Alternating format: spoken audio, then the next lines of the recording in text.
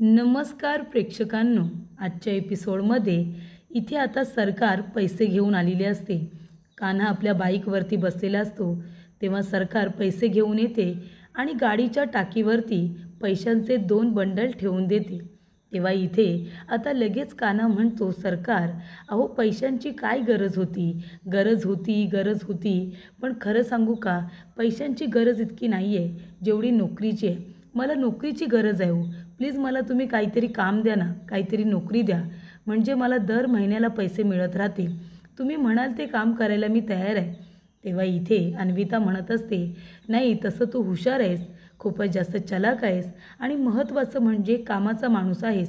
पण कसं आहे ना, तू अतिउत्साही आहेस, त्याचबरोबर खूपच जास्त घाई करणारा माणूस आहेस. आणि कसं आहे ना, सरकारच्या इथे घाई करणारे अतिउत्साही माणसं नको असतात.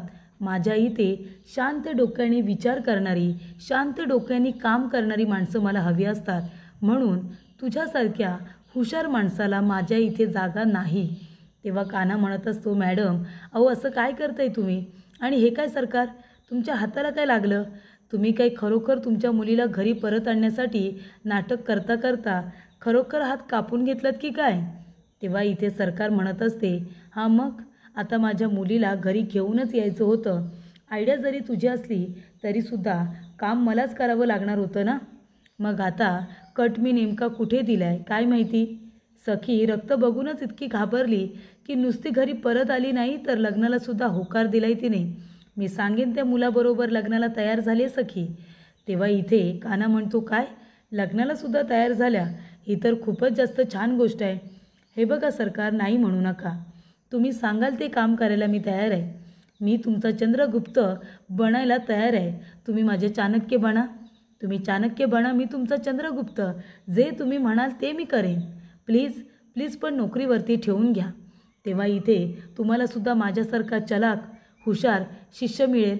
आताच तुम्ही म्हणालात ना की मी हुशार आहे म्हणून, मग माझ्यासारखी हुशारी मी दुसरी कुठेतरी वापरण्यापेक्षा तुमच्या कामासाठी वापरतो ना. कारण इथे सरकार म्हणालेली असते की तू खूप हुशार आहेस, तुझी हुशारी चांगल्या कामासाठी वापर. तेव्हा इकडे आता लगेच कान्हा म्हणतो, मग माझी हुशारी दुसरीकडे वाया जाण्यापेक्षा तुमच्या इथे काम करण्यात वापरतो ना. तुम्ही मला एक संधी द्या, काहीतरी नोकरी मला द्या ना. मी इथे तुम्हाला अजिबात निराश करणार नाही. तुम्ही सांगाल ते काम मी अगदी व्यवस्थितरित्या करेन. मी तुमचा शिष्य बनायला तयार आहे. तेव्हा इथे सरकार म्हणते की मला कुठल्याही शिष्याची गरज नाही आहे. मी एकटी आहे ना, एकटी सगळ्यांना पुरून उरेन. कळलं तुला? त्यानंतर प्रेक्षकांनो, इकडे आता सरकार कान्हाला नोकरी देण्यासाठी नाहीच म्हणत असते. नोकरी नाही देणार तुला, कारण कदाचित सरकारला समजलं असेल की इथे कान्हा खूपच जास्त चलाक आहे, तो मलासुद्धा पुरून उरेल. कदाचित तिला हे कळलं असेल आणि म्हणूनच ती त्याला नोकरी द्यायला नकार देत असते. आणि जात असतानाच इथे कान्हा म्हणतो की नाही, अजून तुमचं एक महत्त्वाचं काम अजूनही झालेलं नाही आहे. सखी सदन चाळ ही अजून तुमच्या ताब्यात आलेली नाही आहे. जर ती चाळ तुम्हाला हवी असेल तर मी तुमच्या कामासाठी खूपच जास्त उपयोगी ठरेल. कळलं ना? दाभाडे काकूंचा विश्वासू आहे मी.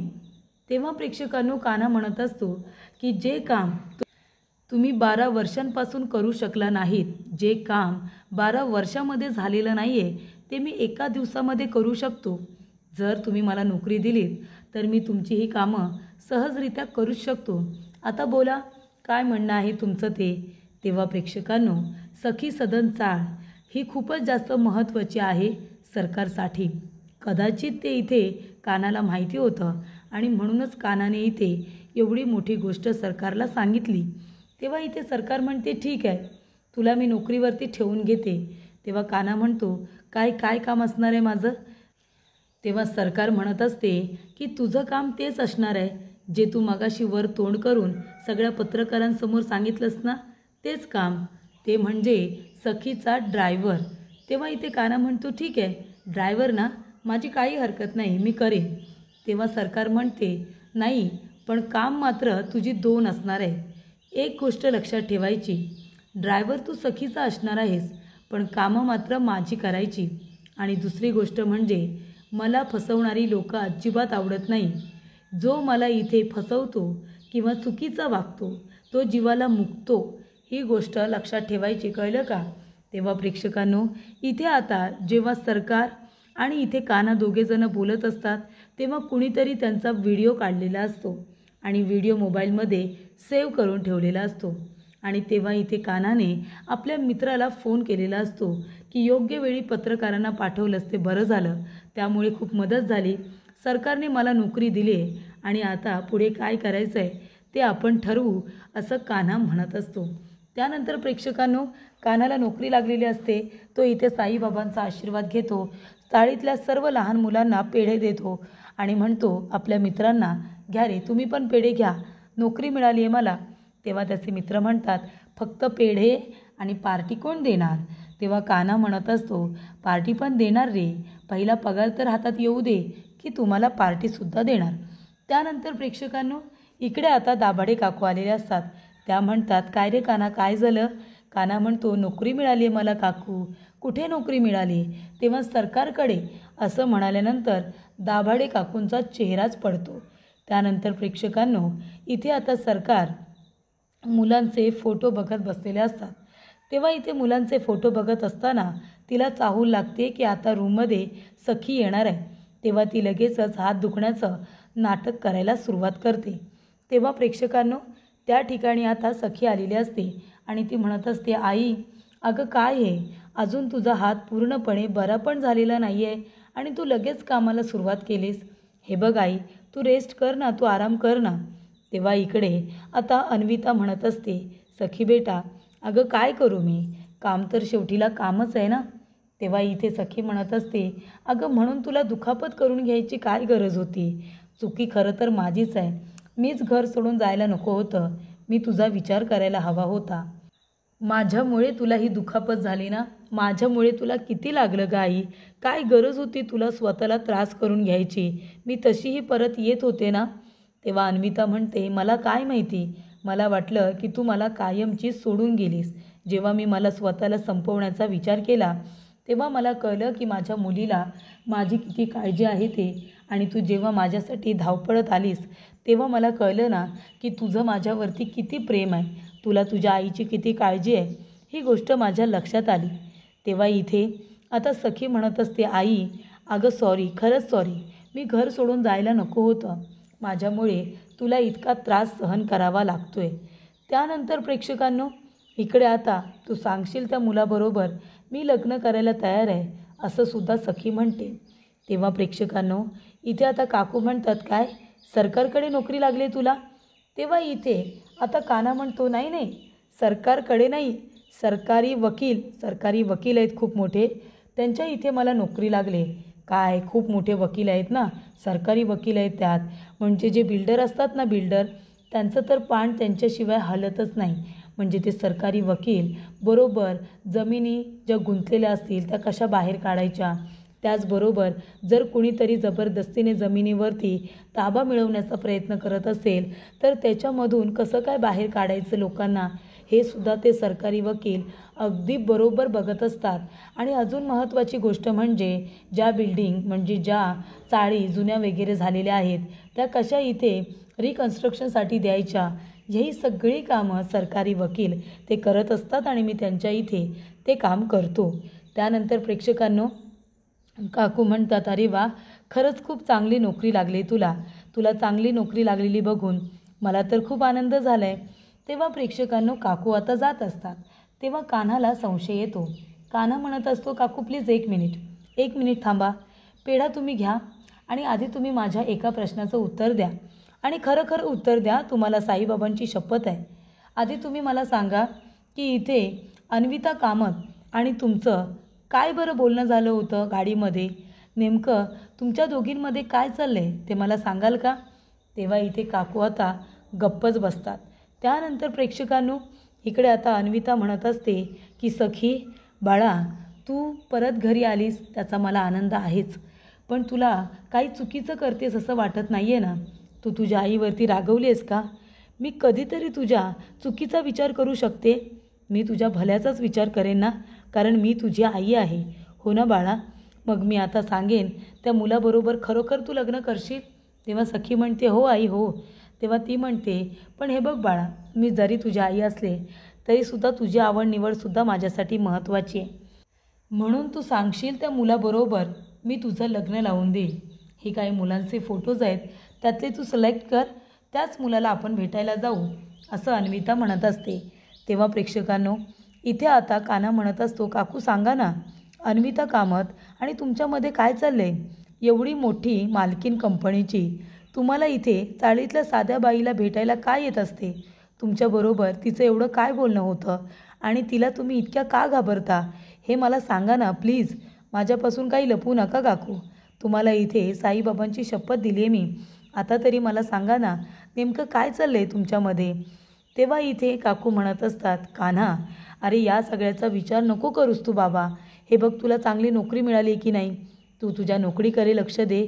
चांगली नोकरी कर, पैसे कमाव, चांगलं भविष्य घडू दे तुझं.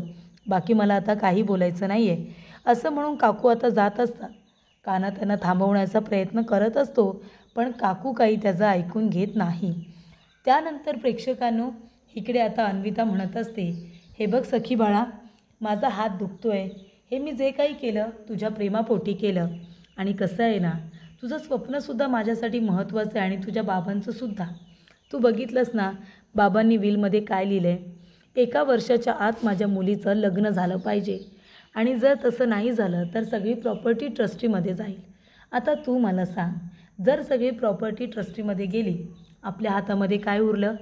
म्हणून मला तुझ्या बाबांचं स्वप्न लवकर पूर्ण करायचं आहे. मला तुझं लग्न लावून द्यायचं आहे. बरं, आता हे काही मुलांचे फोटोज आहेत, ह्यातला एक मुलगा तू सिलेक्ट कर, आपण त्या मुलाला भेटायला जाऊ. तू पसंत करशील त्याच मुलाबरोबर मी तुझं लग्न लावून देणार आहे, असं इकडे अन्विता म्हणत असते. त्यानंतर प्रेक्षकांनो, इथे अन्विता म्हणते, बरं घे फोटो आणि आता तू जा. माझा हात खूप दुखतोय, मला आरामाची गरज आहे. आणि बाळा, जाता जाता दरवाजा ओढून घेशील. तेव्हा इथे सखी म्हणते, हो हो आई, ठीक आहे. आणि जाता जाता सखी, आई टेक केअर, असं म्हणून जाते. तेव्हा प्रेक्षकांनो, इथे आता अन्विताने हे सगळं खोटं खोटं केलेलं नाटक होतं.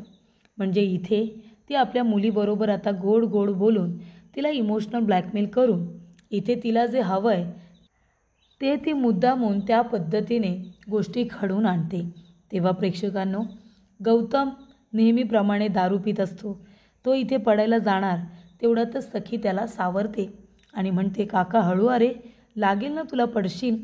तेव्हा गौतम म्हणत असतो, सखी बेटा, तो आता मला जसं सावरलंस ना, तुझ्यासुद्धा आयुष्यामध्ये असाच मुलगा येऊ दे, जो तुला पडत असताना सावरेल, ज्याच्यासाठी तू खूप महत्त्वाची असशील. तुझी स्वप्न तुझं त्याच्या आयुष्यामध्ये असणं हे त्याच्यासाठी खूप महत्त्वाचं असेल. तो मुलगा आहे ना बेटा, तुझ्यावरती भरभरून प्रेम करू दे. जगामध्ये कुठेही काही होऊ दे, त्याच्यासाठी फर्स्ट प्रायोरिटी नेहमी तू असली पाहिजेस. त्याने फक्त तुझा आणि तुझ्या स्वप्नांचा विचार केला पाहिजे. अशा मुलालाच तू निवड आणि अशाच मुलाबरोबर तू लग्न कर, जो तुला व्यवस्थित सांभाळेल. तेव्हा सखी म्हणत असते, काका, अरे हे बघ ना, आईने माझ्यासाठी काही मुलांचे फोटो आणलेले आहेत. आईने सांगितले की यातला मुलगा जो मी निवडेन ना, ते त्याच्याबरोबरच माझं लग्न लावून देईल. त्यालाच आम्ही भेटायला जाणार आहोत, असं आईने मला सांगितले. तेव्हा प्रेक्षकांनो, गौतम म्हणत असतो, बाळा सखी, मी तुझ्या आईला आहे ना अगदी व्यवस्थित ओळखतो. कसं आहे ना, ती तिच्या स्वार्थासाठी काहीही करू शकते. म्हणून तू एक काम कर सखी, हे जे फोटो आहेत ना, ते तू व्यवस्थित चेक कर. मला तर असं वाटतं की प्रत्येक फोटोमध्ये जर एकाच मुलाचा फोटो असेल तर, प्रत्येक पॅकेटमध्ये एन्व्हलपमध्ये एकाच मुलाचा फोटो असेल तर, आणि तुझ्या आईला जे तिच्या मनासारखं घडवून आणायचं आहे ती तसंच घडवल्याशिवाय राहत नाही. आणि हे मी तुला सांगायची गरज नाही आहे, तुला पण माहिती आहे ना. तेव्हा सखी म्हणते, नाही रे काका, असं कसं म्हणतोस तू? एकाच इथे पॅकेटमध्ये एकाच मुलाचे फोटोज कसे काय असतील? वेगवेगळे असतील ना. तेव्हा गौतम म्हणतो, तुझा माझ्यावरती विश्वास नाही आहे का? बघ, तू बघ, हवं तर तू सगळे पॅकेट खोलून बघ, प्रत्येक पॅकेटमध्ये एकाच मुलाचा फोटो असेल. मला माहिती आहे ना गं, मी तुझ्या आईला आत्ता नाही ओळखत. हे बघ बेटा, तुला जर तुझं भविष्य नीट करायचं असेल ना, तर तू तुझ्या आईचं काही ऐकू नकोस. तुला वाटतंय त्या मुलाबरोबर तू लग्न कर. तेव्हा प्रेक्षकांनो, इकडे आता अन्विता येते आणि म्हणत असते, कोण सांगते बघा, म्हणजे ज्याला स्वतःच्या भविष्याची काही चिंताच नाही आहे तो दुसऱ्याला सांगतोय कसं करायचं आणि काय करायचं ते. दुसऱ्याचं भविष्य घडवण्यासाठी आधी स्वतःचं भविष्य चांगलं असावं लागतं. कळतंय का तुला गौतम? तेव्हा प्रेक्षकांनो, इकडे आता अन्विता म्हणत असते, सखी अगं लग्नासारखा निर्णय घेताना तू कुठल्या तरी चांगल्या अनुभवी माणसाचा सल्ला घ्यायला हवी होतीस ना. सल्ला घेण्यासाठी तुला कोण भेटलं? तुला हा गौतमच भेटला का? तो काय तुला सांगणार ग तुझं भविष्य कसं आणि काय आहे ते, किंवा कसं घडवलं पाहिजे ते? स्वतःने कधी स्वतःचं भविष्य घडवलं का? स्वतःची चिंता केली का? नाही ना. मग अशा माणसांकडून ॲडवाईससुद्धा घ्यायची नसते. माहिती नाही आहे का तुला सखी? अगं तुझा माझ्यावरती विश्वास आहे ना? मी तुझी आई आहे की नाही? तेव्हा सखी म्हणते, हो आई, तू माझी आई आहेस आणि माझा तुझ्यावरती पूर्ण विश्वास आहे. तेव्हा इथे अन्विता म्हणत असते, मग आता यातला जो मुलगा मी निवडेन तू त्याच्याबरोबर लग्न करशील ना? तेव्हा सखी म्हणते, हो आई, तू सांगशील त्या मुलाबरोबर मी लग्न करायला तयार आहे. तू फक्त सांग, त्या मुलाबरोबर मी लग्न नक्की करेन. तेव्हा इकडे आता अन्विता म्हणत असते, मग चल ठीक आहे, आज संध्याकाळीच आपण एंगेजमेंट करूया ना. तेव्हा सखी म्हणते, काय आज संध्याकाळीच एवढं लवकर? तेव्हा अन्विता म्हणते, बेटा कसं असतं ना, गोष्टी ह्या वेळेत झालेल्या चांगल्या असतात. आणि तसंही तुझ्या बाबांचं हे स्वप्न आहे ना, ते मला लवकर पूर्ण करायचं आहे. पण तुला जर नसेल करायची एंगेजमेंट तर ठीक आहे, मी तुला फोर्स नाही करणार. तेव्हा ती म्हणते, नाही नाही आई, ठीक आहे, मी लग्नाला तयार आहे. तू म्हणशील त्या मुलाला भेटेन आणि त्याच्याबरोबर लग्न करेन. तेव्हा इथे लगेचच अन्विता म्हणते, ठीक आहे, गुरुजींजवळ माझं बोलणं झालं आहे. गुरुजींना मी सांगितलं आहे, ते संध्याकाळी वेळेवरती पोचतील. पण सखी बेटा, आता तूसुद्धा तुझ्या रूममध्ये जा आणि छान तयार हो. तर प्रेक्षकांनो, गौतम जे बोललेला असतो अगदी बरोबर बोललेला असतो. इथे अन्विताने वेगवेगळ्या एन्व्हलपमध्ये एकाच मुलाचा फोटो टाकलेला असतो. त्या मुलाची निवड अन्विताने स्वतः केलेली असते आणि म्हणूनच तिची इच्छा असते की इथे सखीचं लग्न त्याच मुलाबरोबर व्हावं. त्यानंतर प्रेक्षकांनो, इकडे अन्विता म्हणते, जा सखी जा, लवकरात लवकर संध्याकाळसाठी छान तयार हो जा. तेव्हा प्रेक्षकांनो, इकडे आता दागिने वगैरे बघितले जातात. तेव्हा तिथे आलेली असते ती म्हणजे कुल्फी. कुल्फी म्हणते, काय चाललं आहे तुमचं? एवढे दागिने, एवढी सगळी तयारी, पण इथे घाईघाईने संध्याकाळीच एंगेजमेंट करायची काय गरज होती? म्हणजे एंगेजमेंट नंतर झाली असती तर तेवढी मज्जा करता आली नसती ना. तेव्हा उर्मिला म्हणते, कुल्फी अगं बेटा, लग्नाच्या गोष्टी असतात ना, त्याच्यामध्ये जास्त उशीर करायचा नसतो, त्या अशीच घाईघाईने पटकन करायच्या असतात. तेव्हा इथे कुल्फी म्हणते, हो का, पण आता आम्हाला मज्जा करायला कुठे वेळ मिळणार आहे, हो की नाही सखीताई? तेवढ्यातच डोरबेलचा आवाज येतो. तेव्हा सगळेजण म्हणतात, नवरा मुलगा आला वाटतं. सखीताईने तर अजून नवरदेवाला बघितलेलंच नाही आहे. तेव्हा इथे आता सखीताई डायरेक्ट त्याच्याबरोबर लग्न करणार आहे असं उर्मिला म्हणते. तेव्हा इथे आता नवरदेवाच्या जागी आलेला असतो तो म्हणजे कान्हा. कान्हाला आता ड्रायव्हरची नोकरी मिळाली, त्यामुळे तो आता घरी आलेला असतो. तेव्हा सखी त्याच्याकडे बघतच राहते. त्याचबरोबर प्रेक्षकांनो, पुढील भागामध्ये इथे सखी एंगेजमेंटसाठी तयार झालेली असते. तेव्हा कुल्फी म्हणत असते, अगं सखी दीदी, तुझ्या मोबाईलवरती बघ ना, एक व्हिडिओ आला आहे ग. तो व्हिडिओ जेव्हा सखी बघते तेव्हा तिला खूप मोठा धक्का बसतो आणि हा तोच व्हिडिओ असतो ज्याच्यामध्ये कान्हा आणि सरकारचं बोलणं रेकॉर्ड झालेलं असतं. तेव्हा सखी कानाच्या थोबाडीत मारते आणि म्हणत असते, हे काय केलंस तू? मित्र म्हणून तुझ्यावरती आंधळा विश्वास ठेवला, तर तू माझा विश्वासघात केलात. खोटं बोलून मला घरी घेऊन आलास. त्यानंतर इकडे आता सखी टाळ्या वाजवते आणि म्हणते, वा अन्विता कामत, वा वा सरकार, वा, छान नाटक केलं तुम्ही. मला घरी परत आणण्यासाठी छान कट दिलात. आता तर मी तुम्हाला तुमच्या तोंडावरती आणि सगळ्यांसमोर एक गोष्ट सांगते. माझ्या बाबांच्या इच्छेप्रमाणे मी लग्न करेन, 1 वर्षाच्या आत मी लग्न करेन. पण मला जो मुलगा हवा आहे त्या मुलाशीच मी लग्न करणार. सरकारने सांगितलेल्या कुठल्याही मुलाच्या गळ्यामध्ये मी हार घालणार नाही म्हणजे नाही. मला जो मुलगा आवडेल त्याच्याच गळ्यामध्ये मी हार घालणार, असं इथे सखी म्हणते. आणि आता तर माझा स्वयंवर झालाच पाहिजे असं सुद्धा सखीने सरकारला सांगितलेलं असतं. ते देखील सगळ्यांच्या समोर तिने आपली अट ही व्यक्त केलेली असते आणि ती गोष्ट इथे कान्हाला खूपच जास्त आवडलेली असते.